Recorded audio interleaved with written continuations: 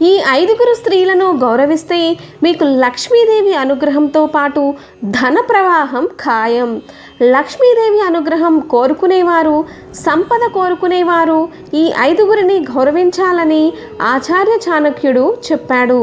ఆచార్య చాణక్యుడు దౌత్యవేత్త మాత్రమే కాకుండా గొప్ప తత్వవేత్త అని అందరికీ తెలుసు. తన విధానాలతో ఒక సామాన్యుడిని చక్రవర్తిని చేశాడు. ఈ విధానాల సమాహారమే చాణక్య నీతి. నేటికి చాలామంది ఆచార్య చాణక్యుడి సూత్రాలను పాటిస్తూ విజయాల మెట్లు ఎక్కుతున్నారు. చాణక్య నీతిలో ఇలాంటి అనేక విషయాలు ప్రస్తావించారు. ఇది ప్రతి దశలో ఒక వ్యక్తి పురోగతిని సూచిస్తుంది. కెరియర్ అయినా వ్యక్తిగత జీవితమైనా అది అతనికి మార్గనిర్దేశం చేస్తుంది. ఆచార్య చాణక్యుడి ప్రకారం సంపద పొందాలంటే కష్టపడి లక్ష్మీదేవిని ప్రసన్నం చేసుకోవడం చాలా ముఖ్యం. మీరు లక్ష్మీదేవి అనుగ్రహాన్ని పొందాలంటే మీ జీవితాంతం ఈ ఐదుగురు మహిళలను ఖచ్చితంగా గౌరవించండి. మరి ఆ లక్ష్మీదేవి అనుగ్రహం పొందాలంటే ఎవరిని గౌరవించాలి? ఇప్పుడు ఈ వీడియోలో మనం తెలుసుకుందాం. ముందుగా వీడియోని లైక్ చేసి ఛానల్ని సబ్స్క్రైబ్ చేసుకోండి. గురుపత్ని, గురువును జ్ఞానదాత అని అంటారు.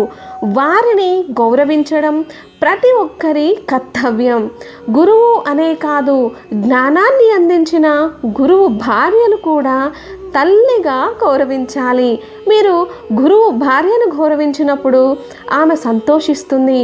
మీరు జీవితంలో ఉన్నత స్థాయికి చేరాలని కోరుకుంటుంది. తద్వారా మీరు లక్ష్మీదేవి అనుగ్రహాన్ని పొందుతారు. తర్వాత తల్లిని గౌరవించి ఆమె ఆరోగ్యం పట్ల శ్రద్ధ వహించే వారికి లక్ష్మీదేవి ఎల్లప్పుడూ తన అనుగ్రహాన్ని ప్రసాదిస్తుందని ఆచార్య చాణక్యుడు చెప్పాడు. అలాంటి వ్యక్తి జీవితంలో సంతోషం, ఐశ్వర్యం, ఆనందం కలకాలం నిలిచి ఉంటాయి. కాబట్టి ఒక వ్యక్తి తన తల్లి పట్ల కర్తవ్యాన్ని నిర్వర్తించాలని, నిస్వార్థంగా ఆమెకు సేవ చేయాలని సూచించారు. తర్వాత అత్తగారు. కుమార్తెను ఇచ్చిన అత్తగారు కళ్ళను ప్రసాదించిన దేవత అని సామెత ఉంది. వారికి క్లిష్ట పరిస్థితుల్లో సహాయం అందించి తోడుగా నిలబడాలి. అత్తగారు కూడా తల్లితో సమానమైన స్థితిని కలిగి ఉంటుంది. కాబట్టి అత్తగారిని కూడా గౌరవించాలి. ఇది మీ కుటుంబంలో ప్రేమను పెంపొందించడమే కాకుండా లక్ష్మీదేవి ఆశీస్సులు మీపై ఉండేలా చేస్తుంది. రాజు భార్య. ఆచార్య చాణక్యుడు రాజు భార్య కూడా తల్లి లాంటిదని, ఎందుకంటే రాజు తన ప్రజలను పిల్లల్లా చూసుకుంటాడు. కాబట్టి రాజు భార్యను కూడా గౌరవించడం చాలా ముఖ్యం. ఎవరైతే రాజు భార్యతో గౌరవంగా ప్రవర్తిస్తారో వారు లక్ష్మీదేవి అనుగ్రహాన్ని పొందుతారని చాణక్య నీతి. ఈ కాలంలో రాజు భార్య అంటే పాలకుడి భార్య అనుకోవచ్చు. స్నేహితుడి భార్య. మీరు ఎల్లప్పుడూ మీ స్నేహితుని భార్యతో గౌరవంగా ప్రవర్తించాలని, ఆమె పట్ల గౌరవం వ్యక్తం చేయాలి. ఇది మీ స్నేహ సంబంధంలో నమ్మకాన్ని, ప్రేమను పెంచుతుంది. మీరు మీ స్నేహితుని భార్యను గౌరవించడం వలన మీరు లక్ష్మీదేవి అనుగ్రహాన్ని పొందుతారు. మీ జీవితంలో అసలు నిర్లక్ష్యం చేయకూడని 8 మంది వీళ్ళే. ఓ వ్యక్తి భౌతిక సంపద ద్వారా ఉత్తముడు కాలేడు, ఖ్యాతి పెంచుకోలేడు. ఎన్ని చేతులు తనని ఆశీర్వదించాయన్న దానిపైనే ఆ వ్యక్తి యొక్క ఔన్నత్యం బయటపడుతుంది. దేవుడు ప్రత్యక్షంగా మనకు కనిపించకపోయినా ఆ రూపంలో 8 మందిని మీ చుట్టూ ఉంచాడు. వాళ్ళని గుర్తించకపోయినా పర్వాలేదు, కానీ ఎట్టి పరిస్థితుల్లోనూ వారిని అవమానించరాదన్నాడు చాణక్యుడు. నాన్న. బిడ్డ పుట్టక ముందు నుంచే బాధ్యత కలిగిన వ్యక్తి. తండ్రి పిల్లలని పెంచి పెద్ద చేసేందుకు, సమాజంలో ఉన్నతులుగా తీర్చిదిద్దేందుకు అహర్నిశలు పాటుపడతాడు. తండ్రి లేనిదే మీ పుట్టుక లేదు. అలాంటి వ్యక్తిని దూషించడం, పట్టించుకోకుండా వదిలేయడం చేస్తే వారు ఎన్ని పూజలు చేసినా ఎలాంటి ఫలితం ఉండదని, ఇంతకన్నా పాపం మరొకటి లేదని చాణక్యుడు చెప్పాడు. అమ్మ.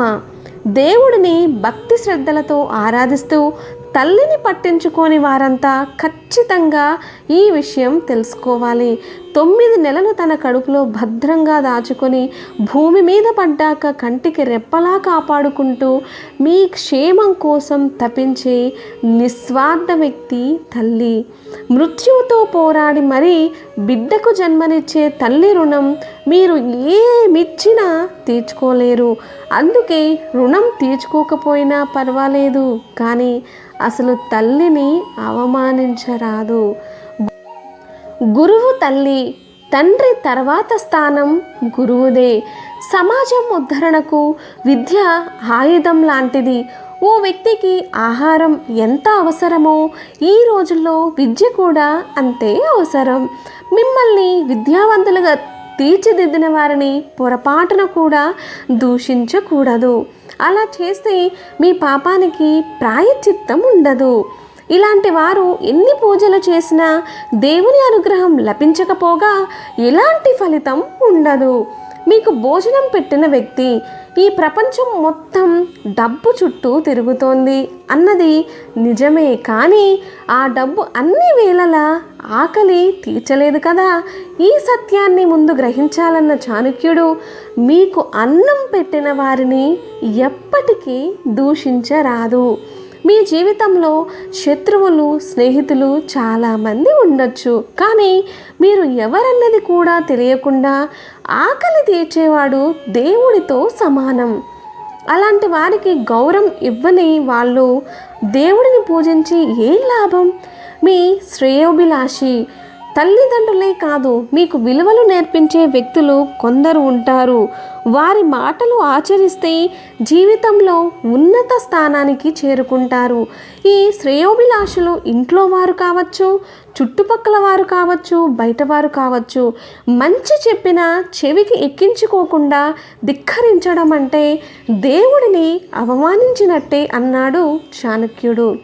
భార్య, తల్లిదండ్రులు. చాలామంది మగవారు తమ తల్లిదండ్రులకు పట్టం కడతారు, కానీ భార్య తల్లిదండ్రులంటే మాత్రం చులకన భావంతో చూస్తారు. తల్లిదండ్రుల విలువ తెలిసిన వ్యక్తి నిజంగా తల్లిదండ్రులను గౌరవించేవారు ఎప్పటికీ ఎవ్వరి తల్లిదండ్రులను దూషించలేరు అన్నాడు చాణక్యుడు. ఇలాంటి దూషణకు పాల్పడిన వారిని ఆ దేవుడు కూడా క్షమించడు అని చెప్పాడు. స్నేహితుడు. స్నేహితుల్లో ఉత్తములు ఉంటారు, అధములు ఉంటారు. ఎవరు ఏంటన్నది తెలుసుకోవాలి. కష్టకాలంలో వెన్నంటే ఉండే తండ్రి లాంటి వ్యక్తి నిజమైన స్నేహితుడు. అలాంటి స్నేహితుడిని గుర్తించకపోయినా పర్వాలేదు, కానీ మీకు తెలియకుండా కూడా దూషించకండి అని చాణక్యుడు అన్నాడు.